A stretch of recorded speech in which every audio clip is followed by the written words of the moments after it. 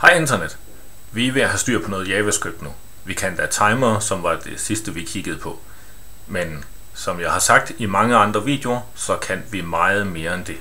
Og vi har allerede et problem med alt vores JavaScript. For hvad sker der, hvis man kommer til at trykke F5? Altså refresh på siden. Man mister faktisk det hele. Det har vi brugt lidt, fordi hver gang vi så lavede rettelse, så kunne vi lige trykke F5, og så var vi i gang igen. Skide godt. Men det er et problem, hvis en bruger kommer til at trykke det F5 ved et uheld, og så skal starte helt forfra på alt, hvad personen nu har lavet. Og det har vi et trick imod. Men lad os lige starte med bare at kigge på det. Lad os starte med at kigge på noget kode. Så jeg har, ligesom sidst, vores helt almindelige lille dumme side her. Og så har jeg lige noget hurtigt klar kode, vi kunne kopiere ind der. Det eneste, den egentlig gør, det er, at du har et inputfelt, hvor du kan skrive dit navn. Og så har vi en knap, hvor du kan gemme det, og så har vi et sted, hvor vi kan vise navnet. Og så skal vi til at lave noget script. Så vi starter lige her, som vi har gjort mange gange før. Åbner og lukker script. Og så stjæler jeg lige lidt kode herovre.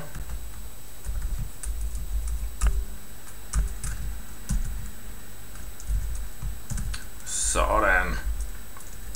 Så er vi hurtigere i gang med alt det vi godt ved hvad er i forvejen. Så først sætter jeg en variabel op, der hedder mit navn. Så kalder vi en metode vi ikke har lavet endnu, der hedder showNames. Og så sætter vi lige eventet op på vores gem-knap, hvor at når vi trykker på knappen, så skal den kalde den der onClick. Så lad os starte med at lave showNames metoden eller funktionen. Jeg laver lige en gennemgang af det jeg har kopieret ind, bare sådan at det ikke bliver alt for forvirrende. Så showNames den går ind først og kigger, står der et navn i vores hukommelse? Hvis navn den er undefined, så skal den skrive ingen navn. Hvis der er defineret et navn, så skal den selvfølgelig skrive navnet, som er gemt i den variabel vi har hernede. OnClick, så går vi simpelthen ind og siger, at vi finder først vores element, og så tager vi og gemmer værdien af vores element ned i den her variabel. Vi starter med at show navnene, men vi vil, det er nok også en god idé, at vi viser navnene onClick, fordi det er jo der vi har changed. Sådan. Så hvis der står noget i forvejen, så viser vi det, og ellers så viser vi det hver gang vi gemmer. Så lad os lige kigge på, hvordan ser siden ud nu. Sådan. Vi starter ud med ingen navn. Jeg kan naturligvis skrive Benny og gemme, og der står Benny. Og her har vi et problem, for hvis jeg trykker F5, så er vi tilbage fra scratch. Igen ingen navn. Det vil sige, alle mine indtastninger er desværre blevet væk. Og det er jo sådan, der sker, når man arbejder med JavaScript in memory. Du må for alt i verden ikke refresh siden. Det er jo ikke så godt. Man kunne jo komme til det ved et uheld. Så til alt held, så har vi, I kan se, jeg skal memory heroppe. Så har vi noget, der hedder HTML5. Alt det, vi har lært tidligere, det har bare været HTML. Helt almindelig, klassisk HTML. Men på et tidspunkt valgte folkene bag HTML-standarden at sætte sig ned og sige, vi bliver nødt til at følge med tiden.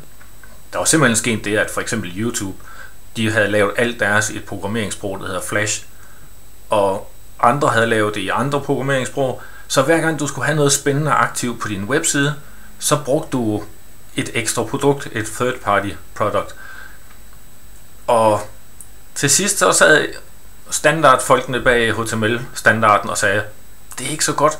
Alle de der third party produkter der findes, det må være et tegn på, at HTML ikke er godt nok.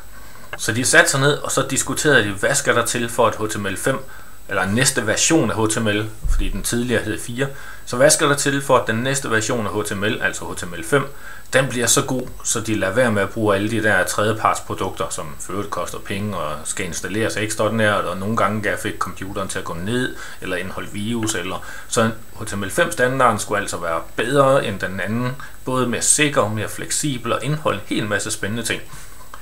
Og til det formål har jeg fundet html5test.com. Du har prøvet den selv. I kan se her, at jeg lige nu kører på en Chrome oven på en Windows 10. Og jeg får 519 point ud af 555 mulige. Og det betyder, at min browser ikke understøtter hele HTML5-standarden. Og det tror jeg ikke, der er nogen, der gør endnu. Nogle browser er bedre end andre. Chrome er en af de helt gode. Ellers kan jeg selvfølgelig anbefale for eksempel Opera, Internet Explorer, den er ikke særlig god, og Edge, den er kommet noget med, og jeg tror det er fordi Microsoft er ved at skifte hest fra Internet Explorer til Edge. Men vi kan se her om alle de ting vi kan, når vi klatrer ned af. Vi havde et video element her, vi har et audio, det vil sige lyd, vi har andre elementer her, vi har forms hernede, og hvis vi kravler ned af forms, så kan vi se at vi havde der input type color, den er understøttet her, men den var ikke understøttet af Internet Explorer, og det var en af de fejl jeg fik lavet i en tidligere video. Så har vi streaming, har et helt kapitel for sig selv. 2D grafik skal vi kigge på i en senere video. Locations og GPS og sådan noget skal vi også kigge på i en senere video. Vi har noget 3D og virtual reality. Input, web applications og storage. Det er lige det vi skal bruge. Så i den her video kigger vi på local storage og session storage. Og vi kan mange andre ting, som vi kan se her. Så det er sådan set bare at komme i gang med at prøve at lege med nogle af alle de spændende features, der er der.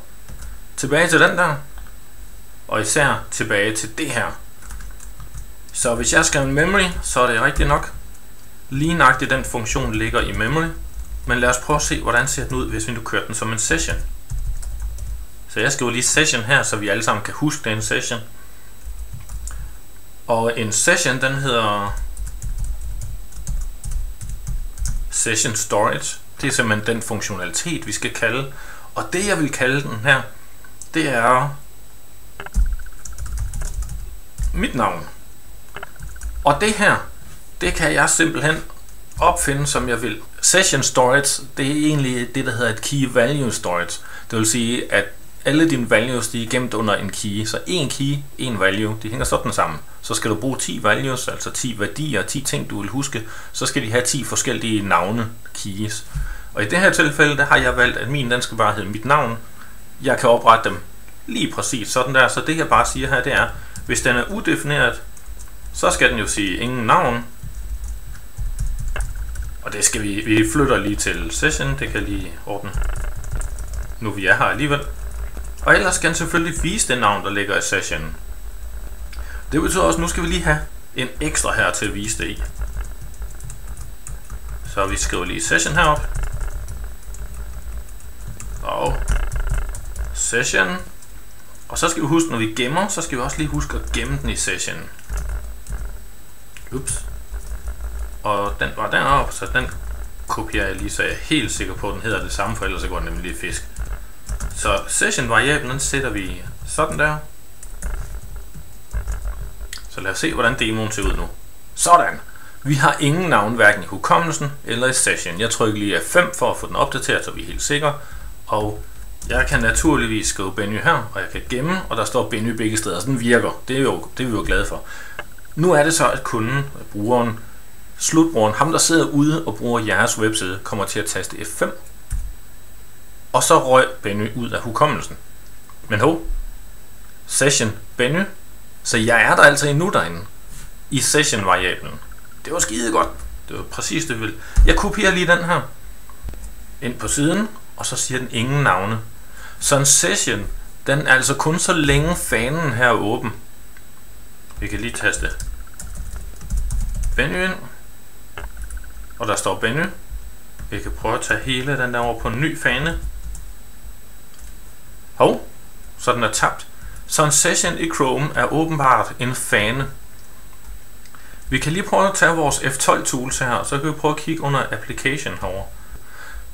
Og så kan vi simpelthen se alle de session variabler en webside bruger.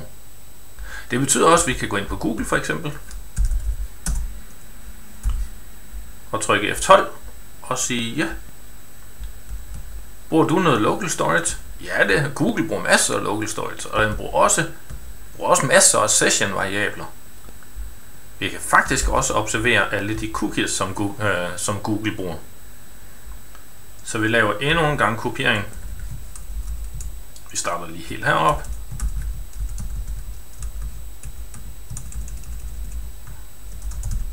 Den kalder vi bare local. Og local her. Og kopierer igen. Og så skriver vi selvfølgelig ikke session storage, vi skriver local storage. Og og den skal gemmes i local. Og local. Og local, der er masser af kopiering her. Og selvfølgelig også her. Så i stedet for session, så gemmer vi den i local. Fik jeg kopieret det hele med.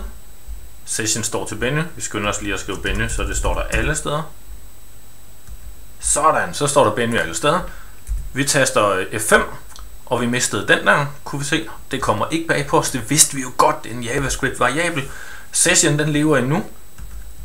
Selvfølgelig gør den det, fordi vi har ikke lukket fanen, så vi starter lige en helt ny en. Og nu kan vi se, det er en ny session, men local storage er der stadigvæk. Så lad os lige, hvis vi hopper tilbage her. Herinde, der skulle vi gerne have vores session storage. Så mit navn er Benny. Og hvis vi går i local storage herop, så kan vi også se, vi kan da se min værdi fra et tidligere eksempel, men vi kan også se her, at mit navn er også Benny inde i local storage. Så forskellen er, session storage lever så længe din session er åben, og din session, det er altså din fane. Local storage, det lever for evigt. Eller i hvert fald til nogen afinstallerer browseren og installerer den igen. Så der er ikke nogen udløbsdato på hverken session storage eller et local storage. Session storage, den slår brugeren sig selv ihjel, når de lukker deres session ned, og local storage, det kører bare lige så lang tid det skal være. Og den er selvfølgelig låst fast på det domæne heroppe. Så hvis du laver noget i local storage eller session storage, så kan Google eller andre altså ikke læse det. Det er kun dig fra dit domæne, som kan læse det. Og mit domæne her, det hedder så nok file, så jeg vil tro, at alle mine filer vil kunne læse det. Og Googles domæne, det hedder google.dk eller google.com eller sådan noget den stil. Og de kan så læse alt fra deres domæne. Så du kan altså godt læse en session variabel eller en local storage variabel fra forskellige sider, uanset hvilken side den er oprettet på, for det kører på domænet og ikke på hele URL'en. Hvis det virker en lille smule kompleks, den her form for storage, så ligesom altid, så gælder det om at prøve mine kodeeksempler her, få det brugt, få leget lidt med det. Prøv at forestille dig for eksempel, at du kan lave en user high score i Yahtzee-spillet. Den kan du med fordel lægge i dit local storage. Og terningerne, og hvor langt det er kommet i spillet, det kan jo ligge i session storage, fordi hvis de så kommer til at taste på F5, så kan de bare fortsætte spillet, hvor de slap, uden at miste det hele. Hvis de derimod bliver knaldhamrende sure på terningerne og ønsker at starte fuldstændig forfra, så kan de bare starte en ny session, så får de et helt nyt clean sheet igen, og deres high score vil så ligge inde i local storage til evig tid. Storagerne her, det er key value storage. Det betyder, at det er en tekst, man gemmer. Så hvis du vil have en high score, som altså er et array af high scores, så skal det lige konverteres til en tekst. Det kan vi vise i en senere video, eller så konverterer man det bare med JSON. Det findes der også nogle gode eksempler på nettet om, hvordan man kan gøre det. Det var, hvad jeg havde valgt at vise om sessions og local storage i dag. Jeg håber, du har fået noget ud af det. Det er en af de spændende gode features, der ligger i HTML5. Så tak fordi du kiggede med. Og husk at få kodet noget, få det under neglen. Og vi ses igen. Hej hej.